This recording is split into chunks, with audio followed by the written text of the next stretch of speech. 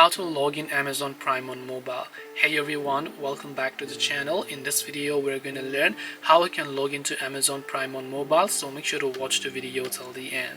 Now, logging into Amazon Prime basically means logging into either your Prime Video app or maybe the Amazon app. So normally whenever you log in on the Amazon application, it will automatically log you into any of the other Amazon services such as Prime Video.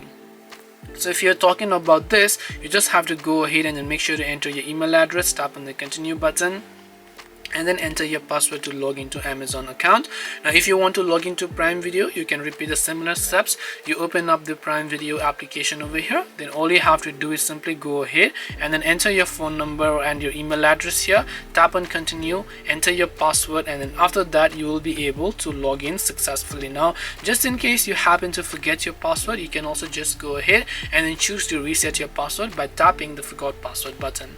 That's all it takes to log into Amazon Prime on mobile. Hope this video was very helpful. If you have got any more questions, feel free to also leave them down below. Thank you very much for watching and see you soon in the next video.